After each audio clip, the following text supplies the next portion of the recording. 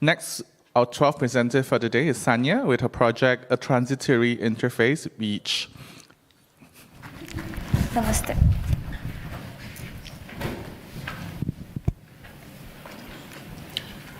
There's no sound.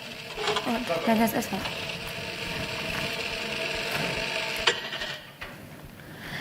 The idea finds its roots in the memory of my great-grandmother, who first taught me to see the seed not merely as something that grows, but as something sacred, something to protect. She once told me how during a famine, her mother hid bajra seeds, that is a pearl millet, in the folds of a sari, knowing that losing them meant losing the next season's hope. Through moments like these, in kitchens filled with stories and quiet acts of care, I began to see how seeds connect us to memory. As I compared the seeds in my mother's and my grandmother's kitchen today, I noticed subtle shifts in our traditions. Fewer indigenous seeds are being passed down, leading to a silent erosion of cultural and ecological heritage. Good morning, good afternoon to all. I'm Sanya Gupta from India to present my idea, Beej, a transitory interface. In the Indian mythology, two metaphors are used to explain the origin and the cause of things. These are yoni, the womb, and the bija, the seed. From the yoni comes the phala, the fruit, that contains the bija, which when placed in the yoni once again creates a new phala. This eternal loop brings us to the timeless question, what came first, the fruit or the seed? The cyclicity of the seed reminds us that every end is a beginning. However, this sacred loop survives only when we nurture its most vulnerable moments. But who tends to this cycle? Who ensures it continues? The community. The farmers, seed keepers, children are custodians of this cycle, supported by silent caretakers, the soil microbes, the pollinating bees, the seed-scattering birds, the wind, the rain, the sun. Have you ever wondered the food that you eat, where it comes from? According to the United Nations, 75% of the plant genetic diversity has been lost since the beginning of the 20th century as farmers worldwide have abandoned their local seeds for genetically uniform varieties. Activists like Vandana Shiva and Dr. Prabhakar Rao have long raised their voices against industrial agriculture and seed monopolies, talking about the loss of indigenous seed diversity, not just at regional but at global level. When you control food, you control society. But when you control seed, you control life on Earth. Industrial farming is the single biggest destructive force on the planet today. The war against the Earth begins in the minds of men. Today, the threat is more urgent than ever. We are facing climate change, we are facing global seed emergency with the rapid disappearance of biodiversity and seed sovereignty, posing a serious crisis for agriculture and food security around the world. Gomti, a woman farmer, lives in a small town of Beherwala Khansen in Bihar, India. She remembers how her grandfather used to tell her stories of when Gandhi began his journey towards India's independence from this very land. Gandhi's ideologies of Satyagrah took roots here during the Champaran Satyagrah, where he fought for the rights of the farmers. As Gomti watches the struggles of today's farmers, she feels a deep sadness. Large organizations like Monsanto have taken hold of the seed market, driving farmers into dependency. Along with the loss of indigenous farmer-safe seeds, we are facing the loss of the language, the culture, and the way of life. The village serves as an anchor for 13 surrounding villages, providing essential amenities such as bus stand, hospitals, schools. It also holds Beej Dan, a seed-sharing fair held in February and March, where women farmers from the neighboring villages gather to exchange indigenous seeds, preserving biodiversity and traditional practices. Thus, the village becomes an embodiment of identity, celebration, and resistance. Coming to the program, the idea of learning through sharing and receiving, that is reimagining learning as a reciprocal act, seed bank acting as living museums, communal kitchen and library. Learning through community, we have open classrooms and workshops that act as spaces for intergenerational informal learning, terraces and courtyards. Learning through nature, nature is not just a backdrop but a co-teacher. Agroecological gardens and memory grooves and seasonal trails serve as tactile classrooms. The idea investigates the notion of how a place is shaped by collective memory, how architecture turns the site into a vehicle for activism. A farmer's year in India follows the rhythms of the land, with festivals that honor the working of earth, cows, snakes, wells, rain, and every stage from sowing to harvest. The concept emerges from the seed's centrality, a point from which life radiates outwards to which it returns, intertwining with the spatial rhythms of courtyards, plinths, and terraces, allowing architecture to become a part of people's everyday life. Investigating the idea how to extend architecture as a manipulation of topographical continuum, while the relationship between architecture and landscape has been kept deliberately dualistic, creating a series of thresholds from the street to the built.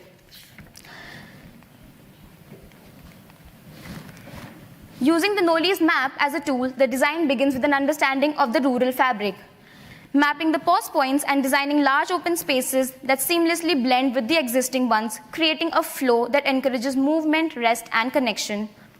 Mapping the existing natural vegetation and site markers like the Gandhi Smarak and the People Tree helps establish a spatial connection that weaves together memory, nature, and shared future.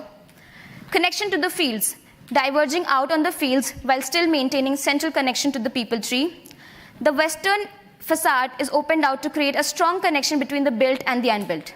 Thus, maintaining the rural fabric through the use of site elements like the courtyard, one enters the built through the terrace, the red shows the movement on the terrace.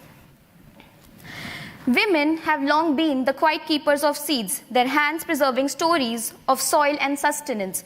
In fields, courtyards, and kitchen, they pass down the wisdom of seed saving. And we will see how this initiative becomes a part of Gomti's life, woven into the fabric of her daily existence. The morning, the exchange. The sky is still soft grey when Gomti wakes. She splashes cold water on her face, wraps her sari tighter, and steps out. The air is still, but she can already hear the low hum of the other women beginning their day. Today is important. It's the day she selects the seed for the coming Kharif season. She grabs a cotton pouch and heads to the community seed center just past the Durga temple and pond where the people are beginning their daily chores. She steps into the expansive Gandhi Samadhi Plaza where the bust installed by her great-grandfather stands in quiet dignity. With the Kisan Mela, a prominent event approaching, she watches as the jute fabric and the bamboo tents are raised, slowly transforming this place into a place for celebration. She enters Gandhi Bija Kendra, a simple but welcoming structure facing an old people tree. It carries the memory of the Gandhi's visit and the farmer's struggle, reminding her of the lost history. The center, with its brick walls and red oxide flooring and wide veranda, is cool inside. She greets Kamla Akka, the seed keeper, and exchanges her safe seeds for urad, which is black gram, and native marigold seeds. A chalkboard in the corner reads, "Rain expected by Monday, sow millets early." Gomti smiles. These small things matter.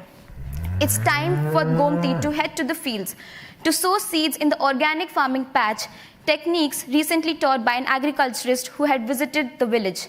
As she walks, she notices other women sorting seeds, carefully separating them for packaging. These will soon be sent to a large health company, part of the growing link between the village and the outside world. On her way out, she catches a quick glimpse of the embroidery she had done, now hanging on the wall. The etch conditions show the intricate relationship between the people and their ecosystem. One enters the build through the terrace. Gomti moves along the symbolic pathway around the people tree, stepping carefully as one would in a pradakshina, the circular path taken around a temple. The seed bank stands like a temple. The humble structure houses the seeds, much like a sacred space preserves memories, holding the future in its walls. Earlier, she had spread her rice seeds out to dry on the terrace. The terraces become active workspaces for drying, winnowing, cleaning, and threshing, each busy with its own task, while the expansive fields beyond stretched out. The view connected her to the rhythms of the village, a quiet harmony of work and life. Today is her turn, along with Malti and Rani, to clean the seed bank and check the seed status. The underground seed bank, which merges seamlessly with the landscape, provides a seasonal trail, maintains a cool, natural environment, extending the longevity of the seeds. The seed bank is designed in a Panchyatna style, with the main seed varieties placed at the center, like the deities in a shrine. Seed preservation has long been evolved into a collective, community-driven practice rooted in local traditions. Green roofs seamlessly merge into the landscape. Stack effect ensures passive cooling, creating an ideal environment. During festivals, the place is transformed. One such method includes the use of mud cars, that is terracotta pots, for safe and breathable storage. Integrating indigenous preservation methods to guard against pests and insects. Traditional techniques such as neem treatment, ash and sand coating, bamboo containers sealed with cow dung and mud offer effective chemical-free protection. Stone walls now double as storage niches. Terracotta flooring keeps the space grounded and porous. Constructed and finished primarily from locally handmade bricks and granite, the design embraces material simplicity, drawing from the site's leftover brick field for sustainability. Gomti reminisces how her husband had helped in building this place when the brick field closed down. He had to move to the city for employment. It's 3 a.m. A short bell signals the start of seed packet folding workshop, a new initiative. Though the afternoon is hot, the space feels cool and well lit, opening out to the field so Gomti can keep an eye on her land. In one corner, a small storage area holds the order from the last day, ready for the weekly hut. The building maintains a strong connection to the surrounding. The eastern facade is carefully broken down to reduce heat gain and respond to the harsh sun. The plinth extending out creates flexible spaces. Later, she walks through the veranda to the communal kitchen space flowing into one another, where 4 women sit peeling garlic. Someone hums a folk song, chatting about harvest, children, and composting tip. Rekha naps nearby while Preeta's 2 years toddles around, stealing everyone's attention. The jute panels and jali walls filter the sun, and cool breeze flows in from the pond, keeping the space comfortable. Khatia, a fundamental piece of furniture in rural Bihar. The wooden legs frame forms a sturdy rectangle, and the rope made of cotton, jute fibers, or date palm is tightly hand-woven to create flexible bed-like surface. Especially in hot climates, modified into partition walls, which could be transformed for two beds, resonating with the local way of life. Children after school can be seen reading and playing in the library. The use of varied height plinths creates a playful environment. Double height space with bamboo piers holds the work of the women. Around 5, children splash and swim in the pond. During the monsoon, when the water fills up, excess water gets stored in the pond outside for the animals to drink. The site experiences hot and dry summers, with monsoons providing occasional relief. To maintain thermal comfort, the design employs evaporative cooling as a key strategy.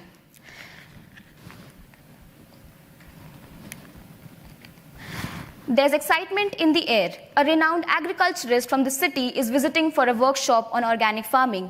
Each building within the complex is constructed using a uniform brickwork. Large openings in the wall bring natural light and ventilation, while a sequence of small courtyards pool allow cool air to circulate. The spaces are woven out of pavilions, courtyards, talab, and green, connected by corridors and shadows. Simplicity is the intent. In another room, Pooja is giving tuition to village children. Some women can be seen learning the computer. Some are involved in embroidery. This place has given a platform for the women of the village to earn more livelihood. It's the evening, time for ritual and return. As the sun dips, the women gather again. It's Amavasya, new moon. Men have returned from the fields. Old men and women sit on khatiyas telling stories to children. A local song floats in the air. Gomti places few marigold flowers from her earlier exchange at the peepal tree, whispering thanks. She walks home beneath an illuminated sky. Her heart is full, not just with seeds, but with the stories, learning, laughter, and quiet strength for the next day. Therefore, Beej celebrates life, integrating itself within the lives of the community, providing a space for expression and livelihood. The project serves as a bridge between the cycles of nature and human connection, therefore celebrating culture, diversity, and ecology, and hence becoming a force of nature for immediate action, not just at regional but at global level as well. Thank you.